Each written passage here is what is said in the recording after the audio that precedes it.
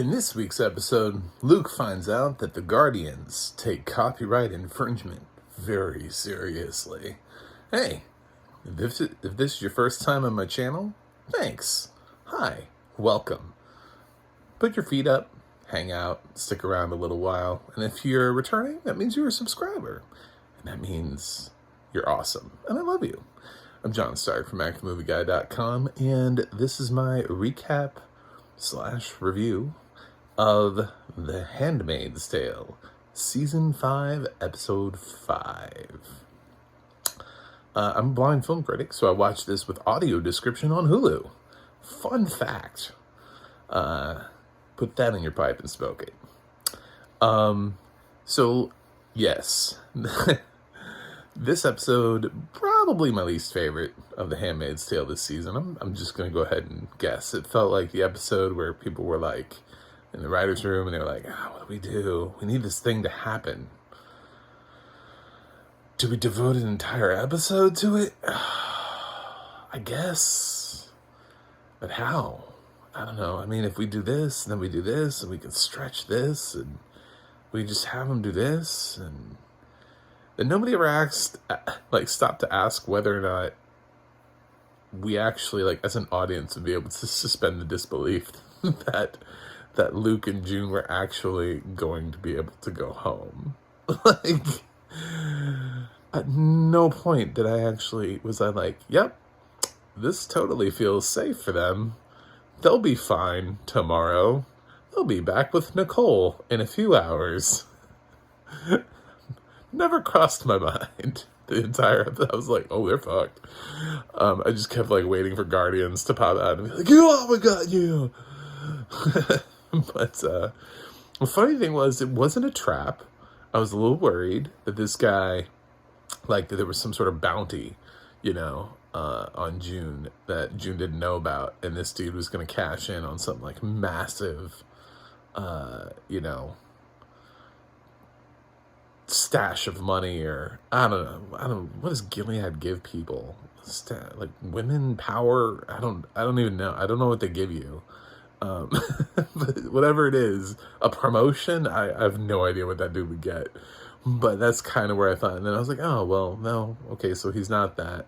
And he's representational instead of somebody who's grown up in Gilead their whole life and knows nothing else. And they're like, oh, well, that's kind of like our daughter, who's too young to remember the other world. And this guy doesn't remember the other world either. And doesn't remember what it was like. And says it's all blurry, and maybe that's why my daughter doesn't remember me. I know that's what June was thinking. She was having that moment where she was like, it's not going to stop her from getting her daughter, but, she's like, oh man, my daughter's gone through some serious reprogramming that it's going to take a while to undo, if ever. And, but then the random character that was only designed to ever be in one episode,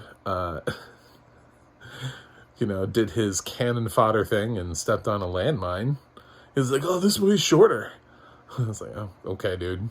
And he stepped on a landmine, and funny thing was, it blew up on impact, which I always thought landmines, as soon as you released your foot, every other movie or TV show, it always seems to be like, what do I do? What do I do? I don't know. We got to keep pressure on it. We got to keep the weight down on the landmine. It's as soon as you shift your weight up off of it that the thing actually explodes. So,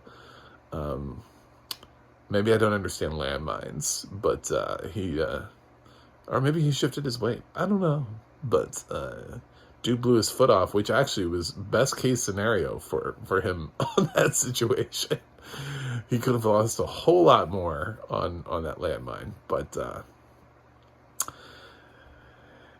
so June and Luke are now prisoners of Gilead, which realistically should be the end of the show. Because I can't imagine, who in Gilead is going to save, somebody, Nick needs to, intercept the vehicles or something, like he needs to overhear on the radio that they've got June and just like intercept and risk everything to get them back into Canada. Because if she reaches any sort of cell, she's dead. They're going to use her, put her on a wall to remind people, look, this is what we got. This is what we do. I don't understand that there's a storyline out there in which June lives at this point.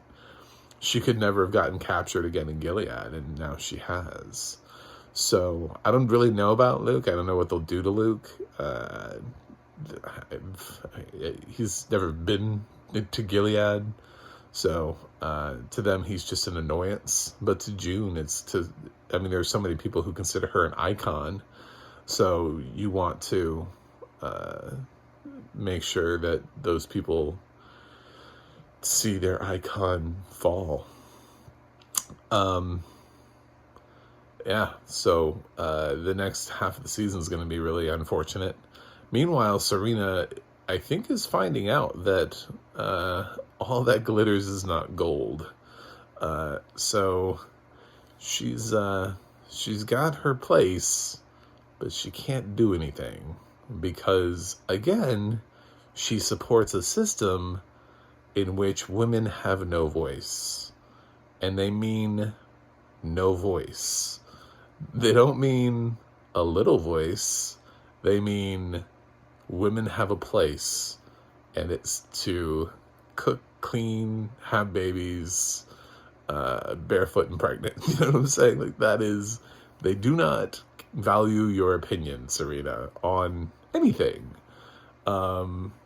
So no matter how important she believes she was because of her connection to Fred, she's finding out that nobody values that. And there's no one in her life that thinks she's awesome anymore. What will she do with that information? She's in a unique position to be able to topple Gilead, but will she? Will she remind people of, the fact that her husband took her finger, things like that. Remind people what the kind of world that Gilead actually is. Or is she just going to keep taking it?